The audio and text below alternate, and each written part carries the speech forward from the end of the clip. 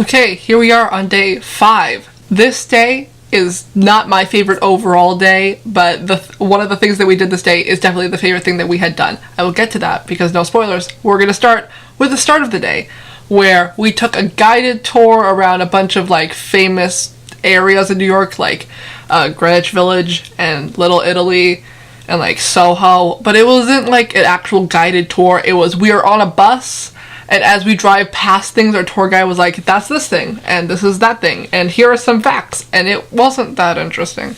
Like, I don't really remember anything that he told us. I remember that there was a lot of history in a lot of places, and how some areas became the artsy areas of New York because it was cheaper to live there because artists don't make money. I don't remember which places those were, but that's what I remember. This is the day I was like planning for, because I planned all my outfits, you know, on like based on what we were doing that day, because I wanted to look like the best and like most situated for each day that we were doing. And this day we were doing something very spectacular, so I tried to wear my best casual outfit that I had. So I wore this jumpsuit. It looks great. I look great in it. It's an iconic look. And we went to Washington Square Park, and I was very excited to be here, mostly because Glee. I love Glee. I've said in all of these videos, I only really care about Glee, and that's my only reference to New York. And I was like, they walked through those arches in the music video. So that was kind of iconic. But also, if anyone still stands Glee like I do, they will clearly remember that one episode when Rachel was in New York and she was like crying because she didn't have any friends and she felt really homesick, and she was on the phone with Kurt in front of a fountain, and she was like, oh my god, I'm so sad now my friends are here. And Kurt was like, except for me, turn around, and then he was there, and it was iconic. It was an iconic scene. And that fountain I had been looking for the entire trip, because when we went to Central Park, I thought maybe it was there because they were talking about some famous fountain. I was like, that is not the fountain from that scene in Glee. And then we were here and I'm like, that's the fountain. It's the fountain from the moment when Rachel is crying on the phone to Kurt, and it was iconic to see it, to be there, to feel the Glee energy. It was a wonderful moment. And then I took a picture where I was sitting on one of the benches in front of the arch because, again, if you have seen the music video, I don't know why you haven't, because it's an iconic music video, the I Love New York music video from Glee. They walk through the arches and they sit on those steps, and I was like, I guess I have to sit here because, you know, Rachel Berry, the queen, Leah Michelle, sat here, so like, I have to sit here as well. So I did, and my wonderful friend took some photos of me. That was a wonderfully iconic moment. But sadly, as we were leaving the area, we were told when they were like, go have fun and look around in the park, we'll meet back at the arch in 20 minutes. Everyone was there. We all met back after 20 minutes, except for our teacher and our chaperone, because for some reason they had thought that we were meeting somewhere else. I don't know how they got a memo to meet basically across the street where no one had ever said to meet before, but they got that mixed up memo, and they went there, and everyone was trying to call them and trying to get a hold of them, but they were not answering their phones, and we just had to stand outside in the blazing heat for like 10 minutes while we found where they were, and that was great. Like, it's one thing when all of the children in the group are irresponsible and late to everything.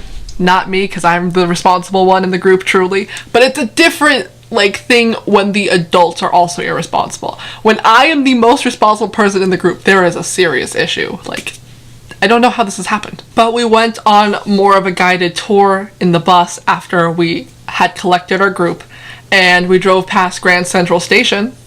I guess that is cool. It's not really cool when you see things from the outside though, but we went there anyways. And then we all were dropped off someplace and they released us for lunch. And me and my friends, we decided we wanted to go to Hard Rock Cafe because Hard Rock Cafe is just iconic, amazing. I've been to the one at Universal Studios. I didn't actually go to the restaurant, which I still really want to go to, but I went to the gift shop. That was fun because I love spending money. My mother says we have been to the one in Orlando. I don't remember this at all. And I, for some reason, haven't been to the one in Seattle, even though it's so close to where I live. I should go fix that. But my friends and I, we went to the Hard Rock Cafe in New York, and it was lovely and wonderful. We had a wonderful meal. I got the most delicious plate of ribs, and it was so good. I have been trying to order ribs since I have had this meal to get another good set of ribs, and nothing has compared. They were just so soft and tender, and they literally like slid off the bone. It was delicious, and I had the most delicious drink with it. I had like this blackberry pina colada smoothie thing. It was so good.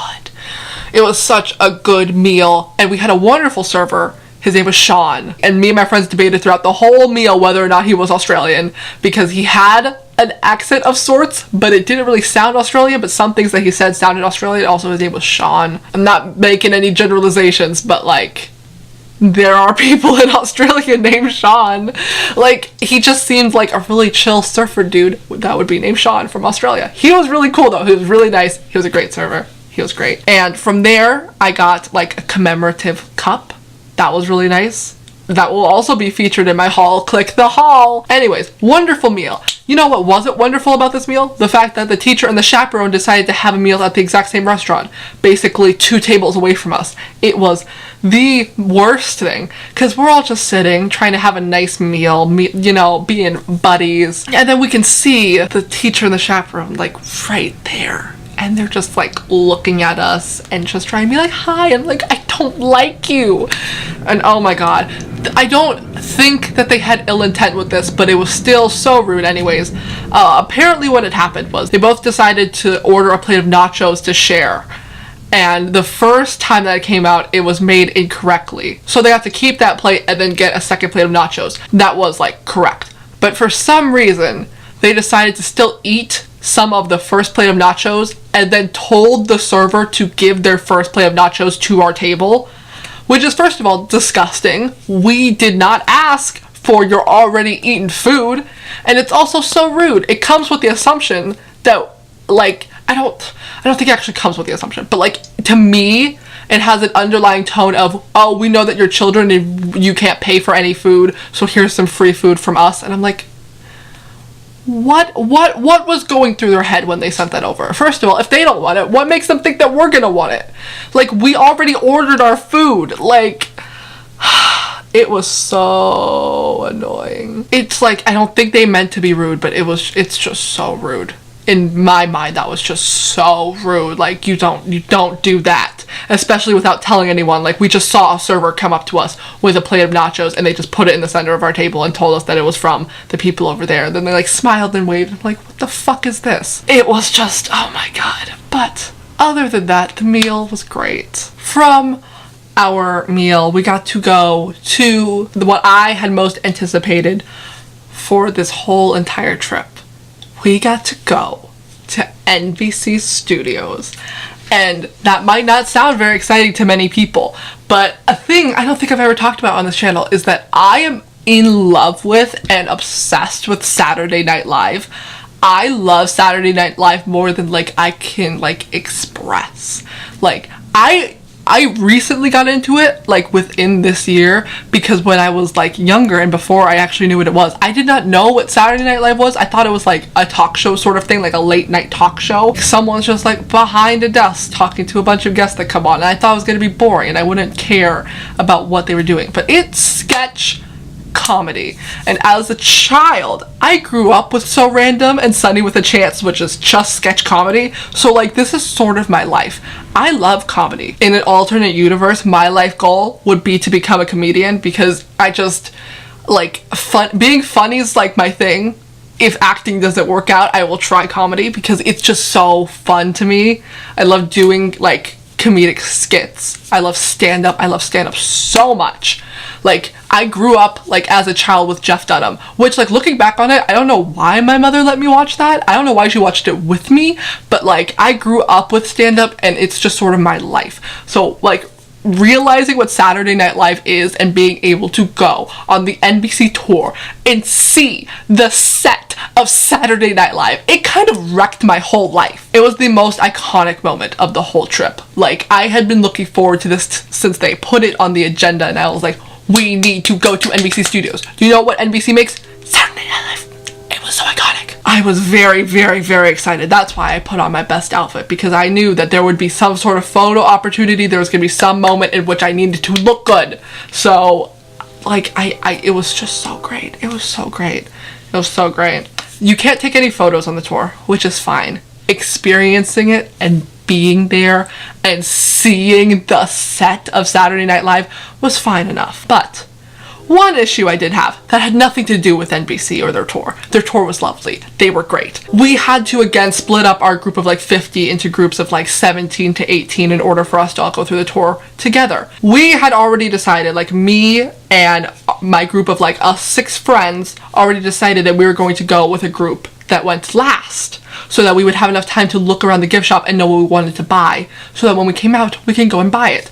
But something had happened where the first group didn't have enough people, so they had to just pick people who were already like standing around to go on the tour. And for some reason, they decided, it was mostly the chaperone's fault, I blame her. She decided to pick me and a bunch of my friends to just go, because I was like, fine, I'll go on the tour right now. I don't care. But that meant that we got to miss the pre-show video. I don't remember who was in it. It's someone really famous. But we missed the pre-show video where he was explaining all the rules about like not like taking photos or whatever, because we had to just like get straight on to the tour because we joined late because they just needed people to fill the tour group, and that made me very angry. If I had went on the tour with the rest of my friends that were not pulled to go into the first group, they got to see the filming set of Late Night with Seth Meyers. Our group got to see the set of The Tonight Show with Jimmy Fallon, which was great. I love Jimmy Fallon, but like, I love Seth Meyers. I love him so much. Like, my like all-time favorite like series or sketches on SNL is Stefan. And if you've seen it, you know Seth Meyers is a big part of those Stefan sketches. And he's just so funny. He's so funny and so great. And like, his show is so good. So like, the idea that if the chaperone wasn't a bitch and wanted to just pull me out of my set plan, I would have been able to see the set of Late Night with Seth Meyers. But it's fine, it's in the past. I got to see the set of The Tonight Show with Jimmy Fallon. I love Jimmy Fallon, he's wonderful. Also, during the tour, we did one of the most fun things ever. Like, they have this whole like interactive portion where you can like film your own talk show, and everyone has like their own roles. Like, you can either be like the host or the presenter person who does like the intro to everything, the guest, or you can like be the people in the band, or you can be the people working the camera. And it was so fun. Like, as a performer and as a person who would love to do like real acting, that was kind of my dream. Fun fact, when I was a child, I would go on vacation with my mom and she would take like her little camcorder and she would film me like as I was running around through whatever vacation spot we were at, and I would call it the Sammy Show. And it's the cutest thing to watch, truly. I would just tell the people in the camera what I was doing, and then I would go do it. I was basically the original vlogger, if we're giving credit. But like, I have basically wanted to be like some sort of like show host, like something. I want a show about me, basically. Like, that's basically been my dream ever since I was a child. So doing that was truly everything. And it was so fun, because when the tour guide people were like, okay, we have 3 speaking roles, my hand was already up because I was like, you need to give this to me. They were like, who wants to be the host? That was me. I raised my hand so high, and no one else seemed to like really want to be the host as much as I did, or at least if they did, they didn't raise their hand fast enough because it was me, and I got to be the host, and it was so fun. It was so fun because I knew, and I wore my good outfit for that day too. I didn't even know that this was coming. I did not know that this specific experience would happen, but I had a beautiful outfit, and it was a wonderful occasion, and I looked great, and it was so fun, and I loved it so much because I finally understand teleprompters now, because like, it's like right below the camera. It was just so cool. I don't really know how to explain what happened, and I have the video from it, but there's a bunch of other people in it that I do not have like their consent to be in this video, so I'm not going to show it, but it was iconic. There's this wonderful kid, I don't remember his name, but he played the guest in the show, and I, not to toot my own horn, but I am like pretty good at acting on the fly. Like, when they just gave us like the teleprompter, I read it, at least what I consider properly and like smoothly, almost as if I had rehearsed it before. Like, I can just like read things and like act it. Like, if you give me sides, I'm gonna do them well. So I, from what I can guess, did okay. And I at least made the kid who was the guest happy, because once we had finished filming, like, his parents came up to me and thanked me for like making that a fun experience for their child, and I was like, That's all I really want. That was a wonderful part. That was truly the highlight of the day. Like, it wasn't already amazing that we were at NBC Studios, but I got to like make a child's day better. Like, truly a wonderful day. But I had to go on the tour with the chaperone, and she's an annoying bitch. I hate her. She's just always really short with people. She's really like, I don't know, she's just sort of a bitch, like, all of the time. Like, when they were at, like, saying, do you have any questions, like, during the tour, she was always very, like a thorn. She was very sharp with all the things that she said. She wasn't, like, nice and, like, curious and questioning. She was always really, like, judgmental and, like, accusatory. Like, I don't like her. I don't like her at all. One of the worst things that she had done was when once we, like, finished the tour, we, like, get our tickets, because like you need a ticket to go on the tour, but once you have bought your ticket, that ticket that you have gives you 10% off in the gift shop. And I had been looking around the gift shop for a while before she had pulled me to go on this tour, because I knew because on the first day that we went to like the Rockefeller Center where like the NBC Studios is, we had passed it, and we had passed this giant gift shop, and I already knew that I was going to spend so much money there because I love SNL. So I had already planned that I was going to spend a lot of money there. So like going through the actual gift shop and like literally looking at every single item and being like, do I want that? Yes, no, maybe, we'll look at it later. Like, that is what I was doing, and that's what I ended up doing for a very long time. But once we get off the tour and like our tour guides say that we get 10% off with our tickets, the chaperone does this like really rude remark where she's like, aren't you glad that you didn't buy your souvenirs yet, huh? Or something like really rude like that, where she was like wanting to be right about the situation even though there was nothing to be right about. And it was, I don't know what her problem is, but I laughed it off. I let it go because I don't have time to deal with that. I need to go through the gift shop before everybody gets on their tour and comes back. So I honestly spend, I think, like an hour and a half in the gift shop, and I'm seriously looking at every single item because I know that you can buy them online, but shipping is always just like, why? So I left a lot of room in my suitcase because I knew that I was going to buy a lot of things to bring back. So I was like, I'm going to buy everything that I want to buy right here, right now, because I don't want to have to pay for shipping later when I know that the thing is here and I could just take it home for free. So I'm looking around, I'm deciding what I want. I'm filling my basket because like I needed to look at every single item and just make sure that it was like, do I want it? Is it my size? What's the price? You know, looking through everything and like seriously deliberating everything. When I was talking with my friend about it, like after the fact, I was talking about how I looked at every single item. I felt the fabric of it. I was like, do I like the feeling of this? Would I want to wear it? Is the price worth it? Am I going to wear it a lot more than these other items? Like I seriously deliberated everything. And she was like, yeah, honestly, a lot of people would say that, but I honestly believe you because you were in there for that long. And I'm like, yes, I truly looked at everything. This was so important to me because I love SNL and I wanted to make sure I was getting all of the products that not only that I love, but I would use, because I buy so many things that I just never use. And as I was like filling up my basket through this like hour and a half, the chaperone kept coming by me and just making like comments about how many things I was buying, and I'm like, bitch, it's not your money, like stop. She would like come by, she would see I had more things, she's like, oh, you added more things to your basket, and I'm like, yeah, because I want to buy them.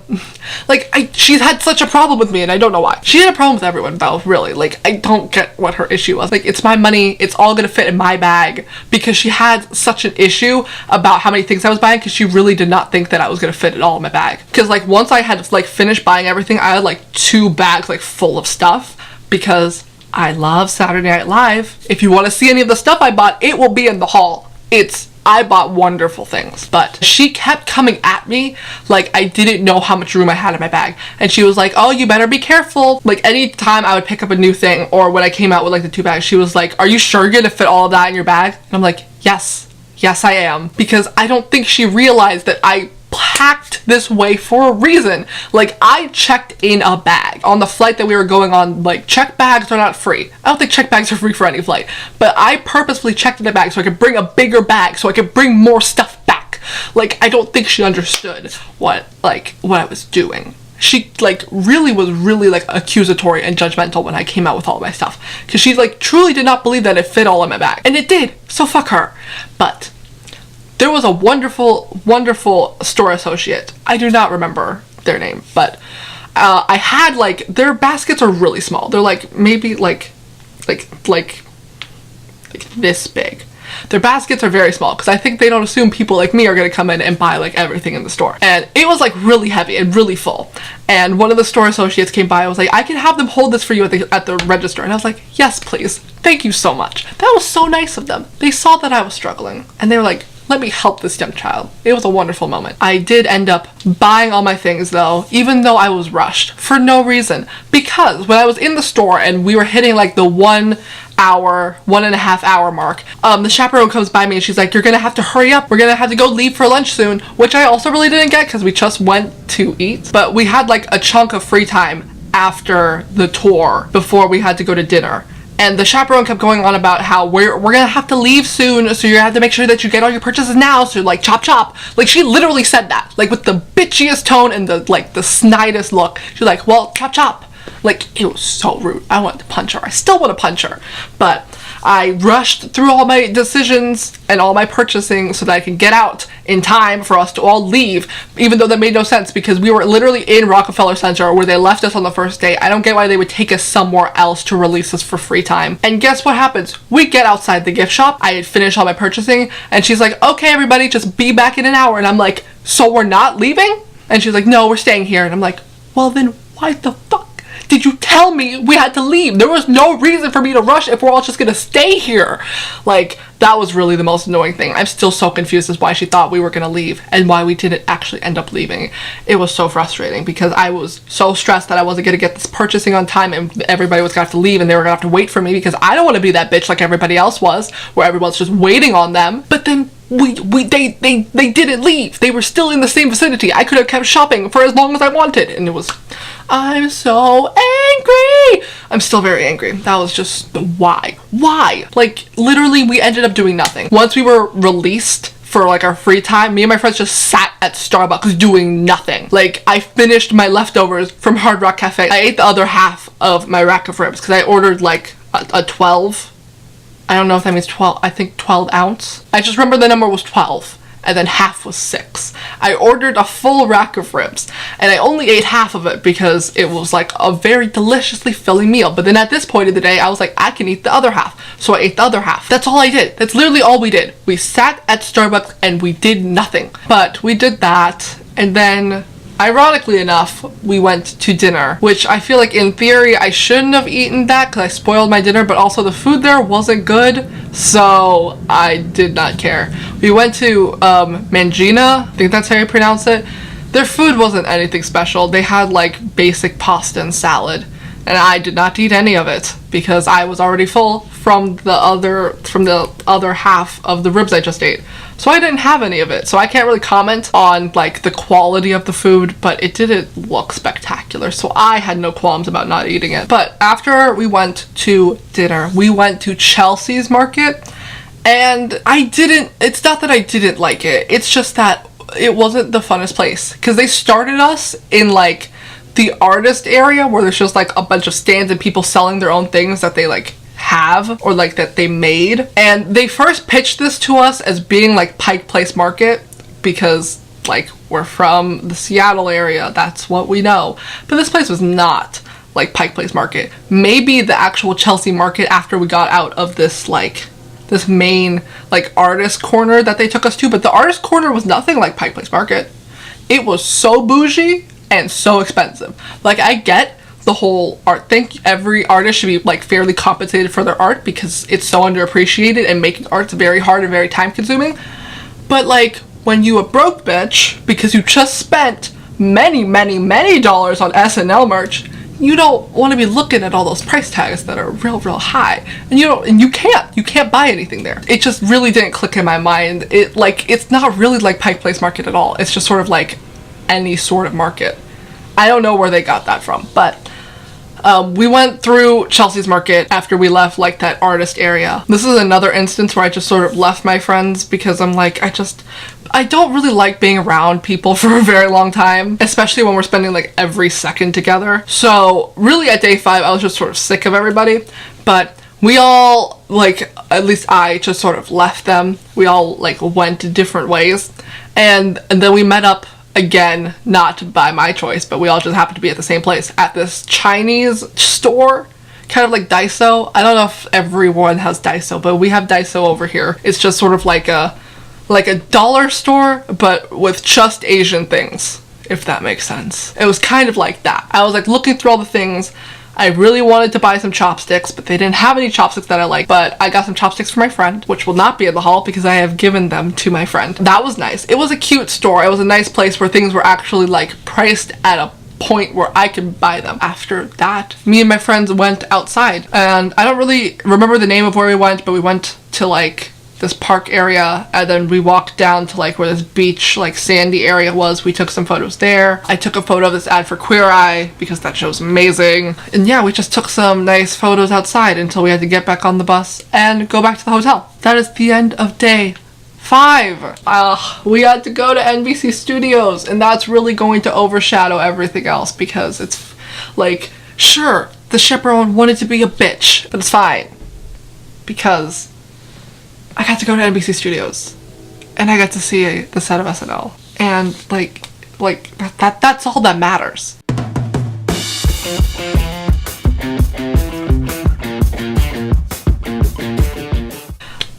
We should fix that. And by we, I mean me. I don't know why I talk about myself as if there's more than one person. Me. I should go fix that. It was such a wonderful moment.